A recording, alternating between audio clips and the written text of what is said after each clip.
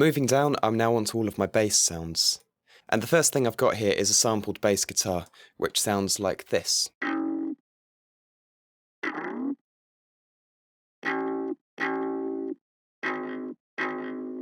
And without all the effect, it sounds like this.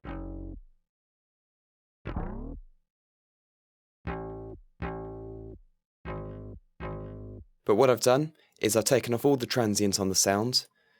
I've then put it through Amplitube, and finally I've high-passed it to leave room for the sub-bass and taken out some mud around 500 Hz again. I've done a lot of this taking out mud in sounds because your lower mid frequencies around 250 to 500 or even as high as 800 Hz can get really cluttered up inside a mix which is heavy in bass sounds. So I've taken out these frequencies on a lot of things.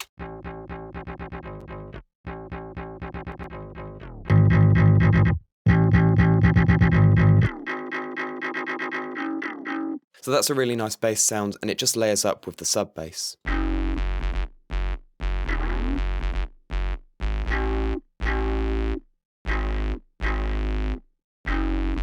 Next up is probably the most recognisable part of the track, which is my resampled bass sound. And this is probably a subject for another time, as it's quite an in-depth process to make this sound. But basically what I started with was a massive patch I'd made, just a really simple bass sound.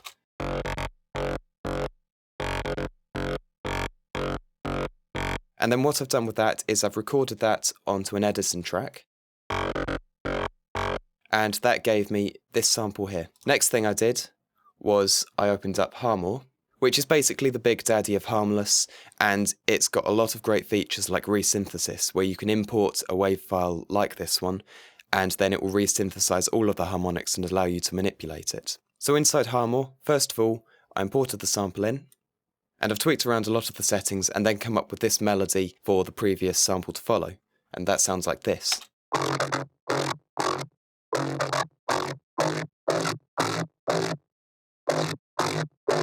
And I've put that through several times, tweaking a few of the functions as I go along. As you can see, I have 3 samples here. And then finally, I've exported it, which has given me my third sample, which is this one.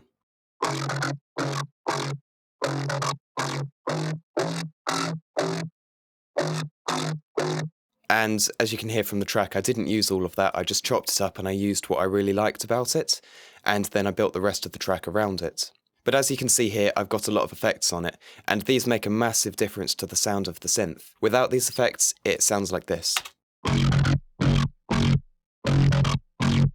Which I think sounds a lot like a bass guitar, which is probably why I like it a lot.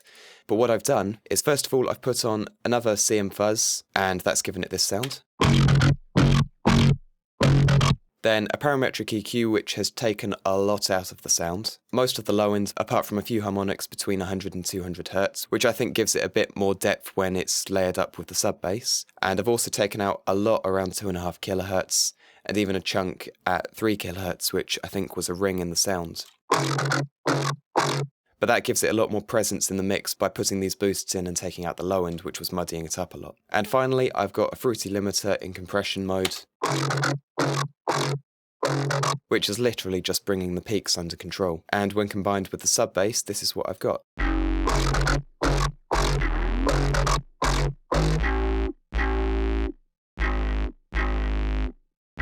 So that's all of the bass in this section of the track. Moving down, I've now got this lead sound here, which again is a massive patch, and if we have a listen to that.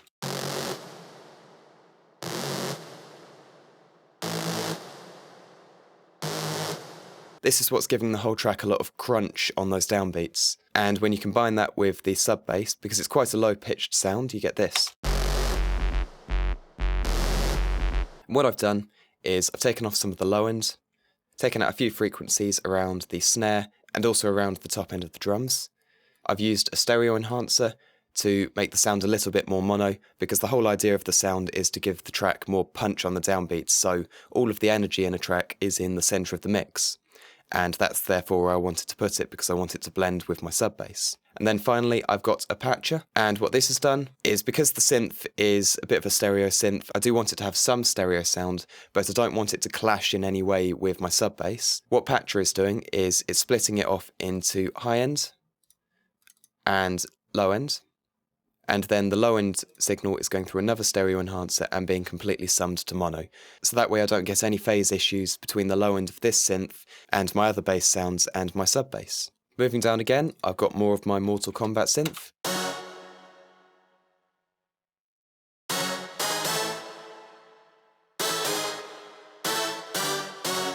And like before, because I want this to be part of the punch of the track, I've made it more or less mono. I've then compressed it a bit.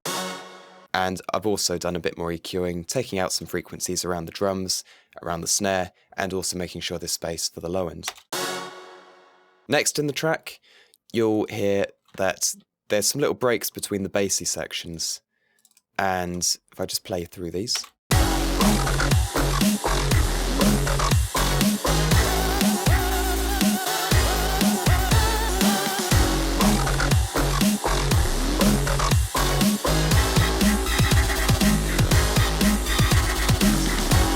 So that's what these synths are. Here I've got a synth called M-Talk Lead. It's a lead sound that, as you can probably guess, I made with modern talking, but also a few other waveforms in there as well. I'm not using it like a lot of dubstep artists do to make my bass sounds. So I've got two versions of this.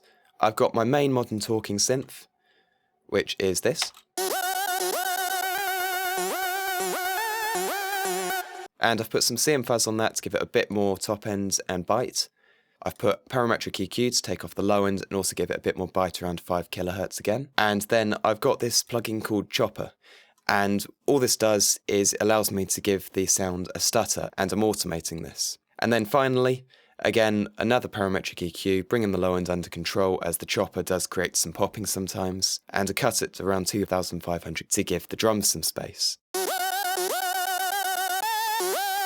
So this stuttering in the sound is Chopper doing its thing.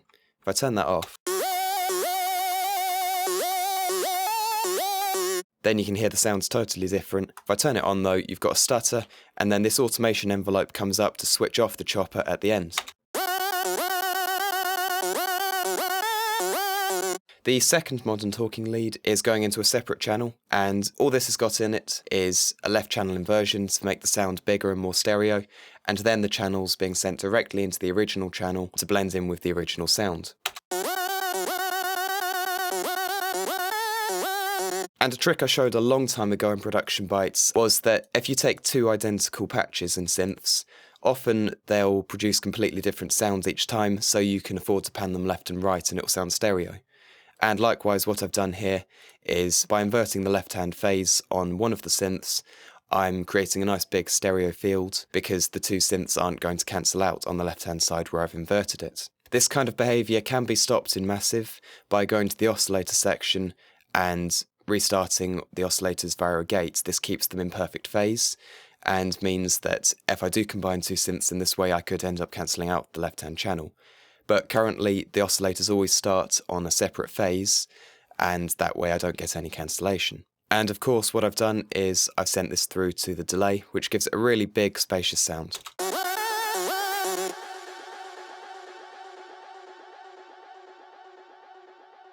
Next, on the second break here, I've got a synth called Pitch Shift. And again, it's a Massive patch I've made, which sounds like this.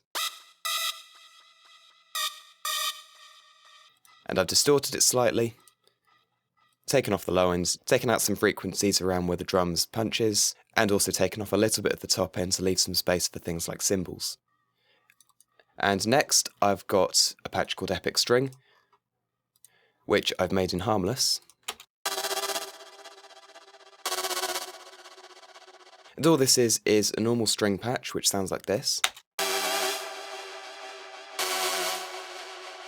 And I've used stereo enhancer to make it more or less mono. I've got a parametric EQ to take off the low ends and take out some frequencies around where the drums click. You seeing a pattern here? Next, I've got a peak controller and a fruity limiter being controlled by it. This is what gives the really fast tremolo effect. So I've got the gain on the fruity limiter linked to the LFO on the peak controller, and it's a really fast LFO. And the final part is another synth patch, which I've made in Massive, and this sounds like this. So it's just a fairly basic yeah sound, Again, making these kinds of sounds is something I'm going to save for another day. If you've got any requests on what you want to see how to make, then do what you always do, go over to our Facebook page and leave a comment suggesting it. But that's how I put together this section of the track. You'll also see I'm using reverb and delay a lot on these synths, and that really helps when I'm blending the mix. Moving down again, we're almost done on the drop, and I've taken the tail end of the vocals, and I've just looped them basically, and that sounds like this. Who will save you now? Victory is mine.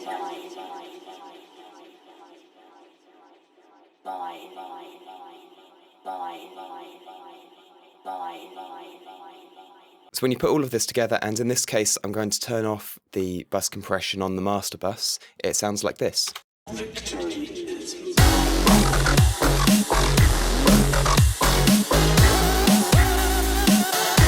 And with the bus compression, which makes a huge difference to the sound, Victory is mine.